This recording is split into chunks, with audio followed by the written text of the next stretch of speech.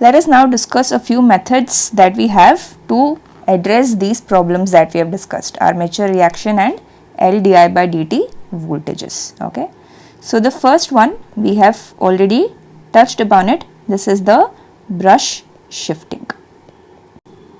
So this consists of aligning the brushes in the new position of the magnetic neutral axis.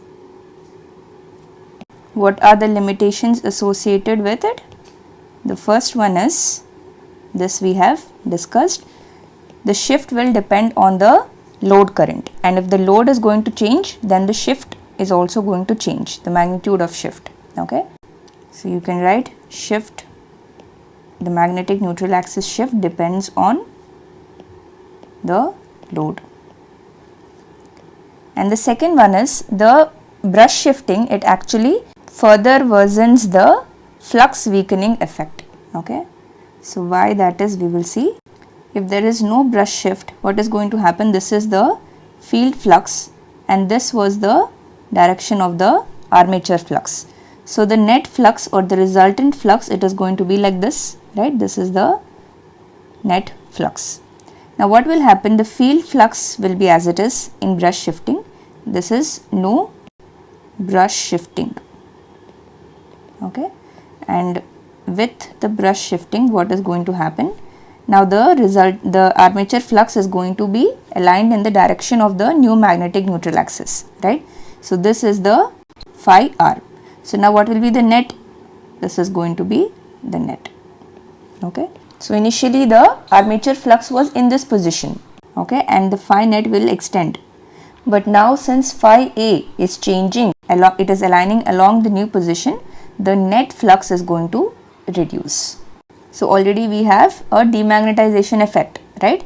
And this will worsen this demagnetization effect. So this is the limitation of brush shift. Now one more important point when it comes to the brush shifting is the number of cross magnetizing turns and the number of demagnetizing turns. So that is, for example, if you take a two-pole machine, this is the rotor, and on the rotor slots you have the windings, right? Now the brush position was initially along the geometric neutral axis, the old magnetic neutral axis, but now they will be in the new position, right? So it will be here. So as a result, what is going to happen? All of the conductors in this half are going to have the same current direction, and in this half they are going to have the other direction. That means in this half, if it is going to be, that means all of the conductors in this half are going to have the same current direction. Okay, this is the brush axis, and on the other side the current is going to be out of the plane. So remember one thing, the number of conductors on this half and this half, it will be equal. Don't worry about the drawing here. Okay, now what will happen? The conductors which are in between this brush shift, okay, so this is, let us say, beta, and this is also beta. Okay, now the conductors which are in this region, these will contribute to a demagnetizing effect, whereas the other conductors, they will contribute to a cross magnetizing effect. So from here we are going to get the number of demagnetizing and cross magnetizing turns per pole. So you can write here the number of demagnetizing turns per pole. This is given by, here you can see that this 2 beta as well as this 2 beta. So let us say if the total number of conductors that are present is Z, then what will be the number of turns? This is going to be Z by 2, because each turn is going to consist of 2 conductors. Now out of this total number of turns, what is the fraction of demagnetizing turns? Here you have 2 beta and here you have 2 beta out of total 360 degrees, right? Beta is the angle. So this is going to be 4 beta by 360 degrees. Okay, so if you're taking 360 degrees, you will take beta in terms of degrees. If you're taking in terms of pi, then you will take beta in terms of radians. Now this is the number of turns per pole. So you will have divided by P. It will be the number of demagnetizing ampere turns per pole. This is going to be, you have to multiply with the current that is flowing through each of the conductor. So Z by 2 into 4 beta by 360 degrees into the total armature current IA divided by the number of parallel paths, which is capital A, right? For a lap winding, it is going to be equal to the number of poles, and for a wave winding, A is going to be equal to 2, right? Divided by P. This is the total number of demagnetizing ampere turns per pole. Now similarly, you can find out the total number of cross magnetizing ampere turns per pole. This is going to be what? 360 degrees minus 4 beta divided by 360 degrees. This is the fraction of the total number of conductors that are cross magnetizing in nature, right? So into Z by 2 into IA by A, the rest of this is going to be the same. The next method that we have is the interpoles, or it is also called as the commutating poles. So this is much more preferable in comparison to the brush shift. We will see why that is the case. We will consider a 2-pole machine once again, and this is the rotor. Now normally without the armature reaction, the conductors which are placed in this geometric neutral axis, they are going to have 0 voltage across them, okay? But because of the presence of armature reaction, there will be a shift in the magnetic neutral axis. So now the conductors that are present here, they will have 0 voltage, while these conductors are not going to have 0 voltage. So if you consider a DC generator, so if this is north and south pole and it is a DC generator which is moving in this direction, okay, so you can write down here DC generator. So now in this case, what will be the direction of current in these conductors? Under the south pole, the current direction is going to be into the plane, and for conductors which are under the north pole, the current is going to be out of the plane. Now where will be the brush? The brush will be right here, because here we are not doing the brush shift. So now what do we want? The coils that are undergoing commutation, right? This is the coil that is undergoing commutation. These coils should not produce any kind of LdI by dt voltage, which is also called as the reactance voltage. In order to do that, you are going to make use of an additional pole here, a small pole, okay, which is going to neutralize the voltage that may arise because of these coils that are undergoing commutation. In order to do that, what we do is, here this is the current direction here is into the plane, which is the same as the conductors which are under the south pole. Now if we make this pole to be the north pole, okay, then under the north pole, what will be the direction of current? It will be out of the plane. Now this will nullify this current that is going into the plane. In this way, the voltage that is produced because of this coil will be nullified. Similarly, in this case, what you have, if you keep the south pole, now the current is flowing out of the plane, but if there is a south pole here, then it will have an effect which will make the current to go into the plane, so that this current coming out of the plane will be nullified because of this pole. So these are what we call as interpoles. They will be placed midway between the two poles. If there is more than 2 poles, then between each pole there will be an interpole.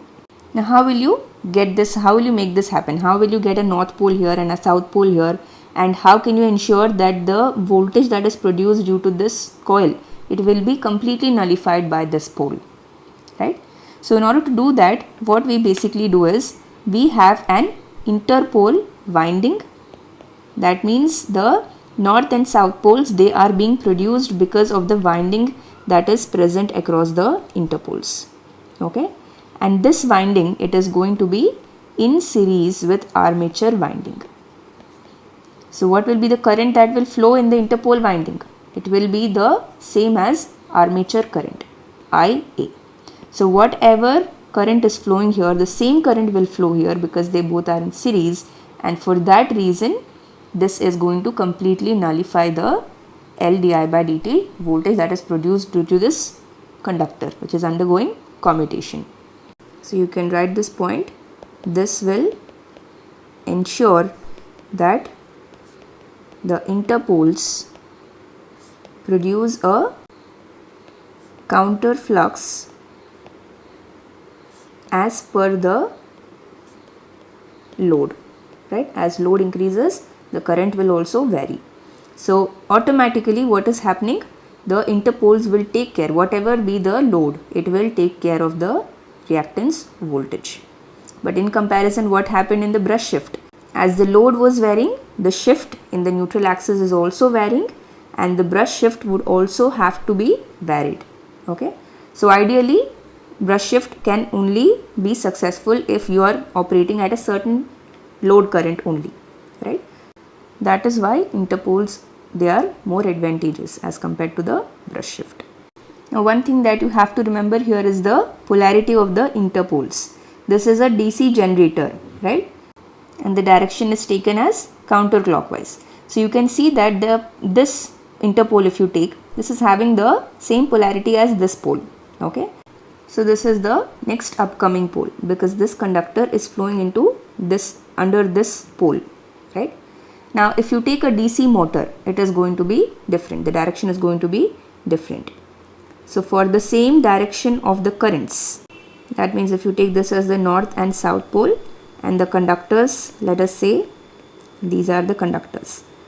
So in the motor, you will have to give the direction of current. So let's say you're giving this direction. Okay. Now what is going to happen? The direction of motor, it is going to be in the clockwise sense. This is for the DC motor, remember. Now here, what will be the shift? The shift is going to be same as it is, because the current directions we have not changed. But now the direction of rotation is in the opposite side, right? So now we can see that the shift of magnetic neutral axis is opposite to the direction of the rotation. In that case, what is going to happen?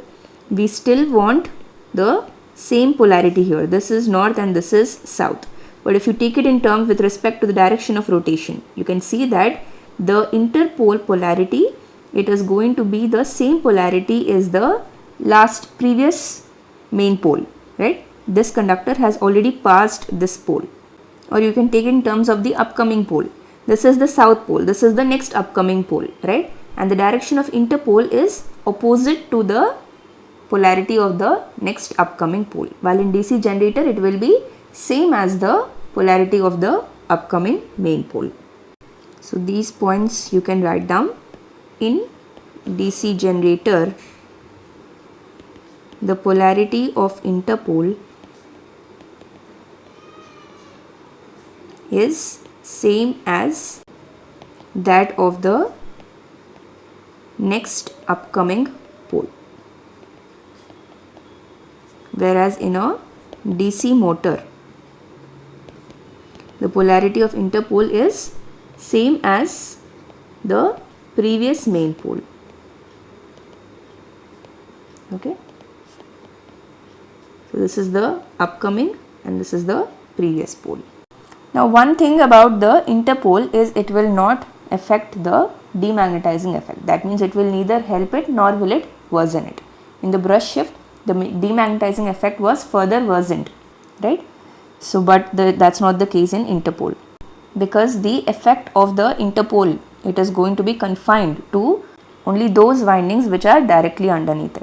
So that is one important point. Effect of interpole is confined to the interpole region, okay, which is quite narrow. So the flux weakening effect is not solved by the interpoles, because flux weakening effect, it will occur because of the poles that are directly underneath the main poles. Okay. And the next method that we have, which will improve the commutation, is the compensating winding. So we saw that the interpoles, they do not affect the demagnetization effect, right? They will not correct the demagnetizing effect. This will be done by the compensating winding. So where will they be placed? They will be placed on the pole faces. Okay, so this is the rotor. Now the compensating winding is placed here. Okay, So where will the field winding be? This is the compensating winding on the pole faces, and the field winding, it is going to be like this. Okay. Now similar to the interpole winding, the compensating windings also, they will be in series with the armature conductors. Okay. And their effect, the compensating winding effect, will be present on all of the conductors which are underneath the pole face, right? Because only these conductors, they are going to account for the demagnetizing effect, right? These are the conductors which are going to account for the demagnetizing effect, which are right under the pole face. So that is going to be nullified by the compensating winding. So you can write that point here. They are connected in series with armature winding,